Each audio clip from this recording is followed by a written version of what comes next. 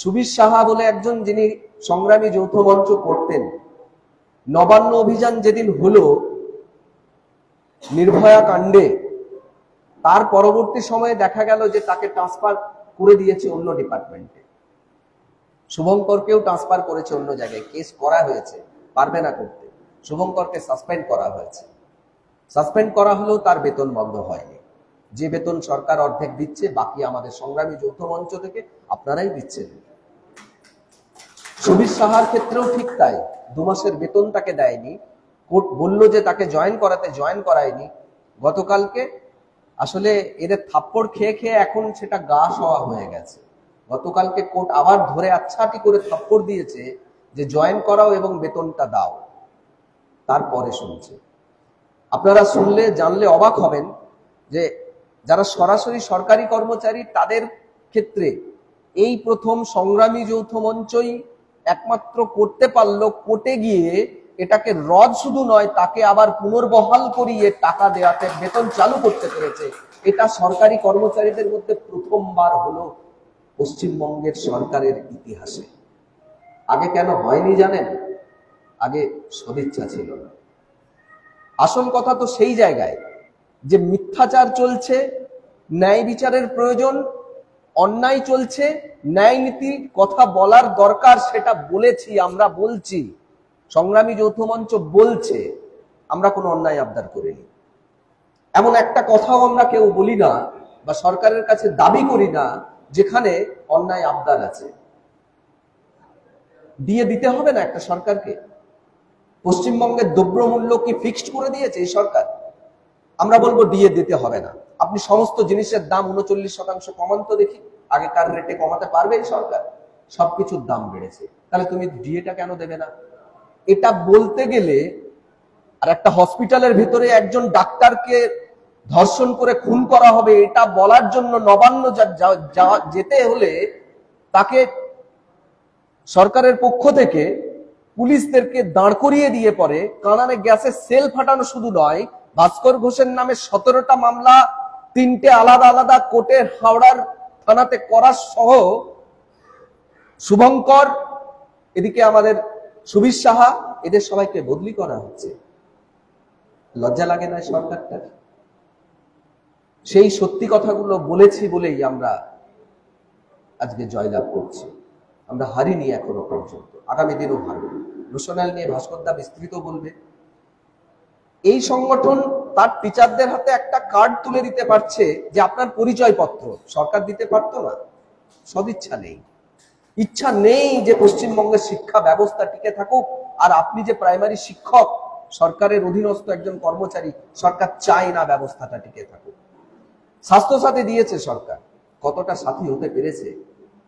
আমরা যেখানে 6000 টাকার কম দিয়ে একজন শিক্ষককে সিঙ্গেল পলিসি যদি তার হয়, তাকে 5775 বা এরকম কিছু একটা প্রিমিয়াম আছে, 5 লক্ষ টাকার একটা সুবিধা দিতে পারছে। একটা 6 বছরও হয়নি যে সংগঠনটার বয়স সারা পশ্চিমবঙ্গ জুড়ে, সারা ভারতবর্ষ জুড়ে যে সমস্ত হসপিটাল আছে তাদেরকে ক্যাশলেস দিতে পারছে, সরকার দিতে পারতো না? এটা ভাবতে পারছি আমরা?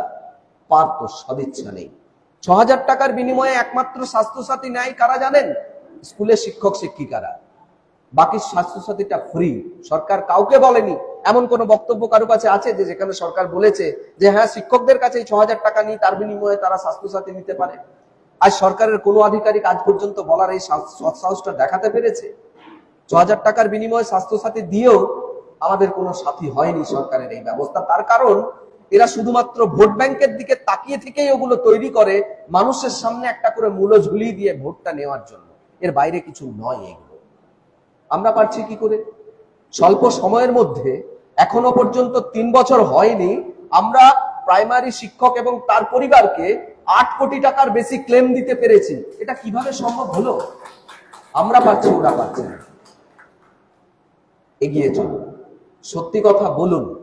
দেখবেন সত্যি কথা বলার জন্য আপনার সামনে হয়তো কেউ ভয় দেখাতে আসবে, কিন্তু ভয় যারা দেখায় তারা সত্যিটাকেই ভয় পায়, তার জন্যই ভয় দেখায়।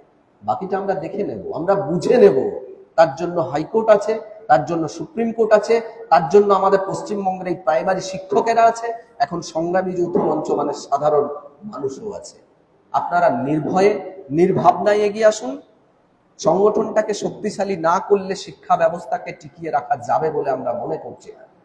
সকলকে বলুন এই সংগঠনটা করুক, অন্য সংগঠন করলে করুক, আমাদের কোনো বাছবিচার নেই, এরকম নেই।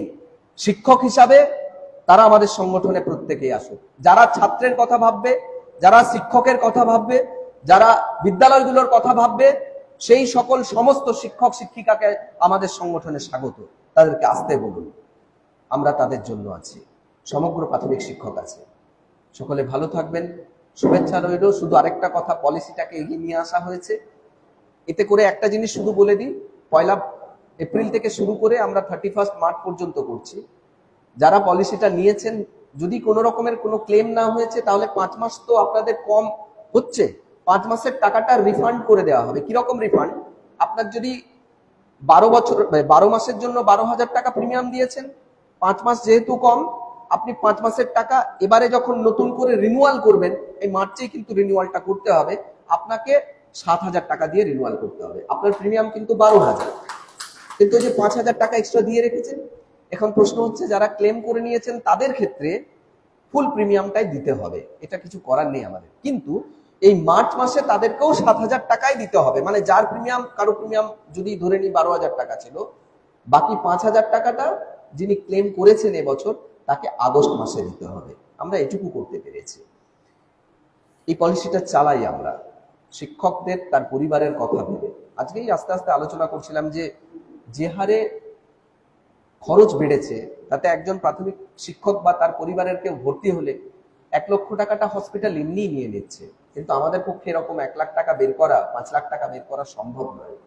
সবাইকে বলুন নিশ্চিন্তে, নির্ভয়ে, নির্ভাবনায় এই পলিসিটা তারা যেন নেন। আর যারা আমাদের পলিসি নিতে চাইবে না, তাদেরকে বলবেন যে আপনাদেরকেও স্বাগত, আমাদের পলিসি নিতে হবে না, আপনি অন্য কোনো একটা পলিসি নিন অন্তত। কারণ স্বাস্থ্য পরিষেবার মধ্যে না থাকলে এত খরচা আমাদের প্রাথমিক শিক্ষকরা টানতে পারবে না। সকলে ভালো থাকবেন, সকলকে শুভেচ্ছা রইল।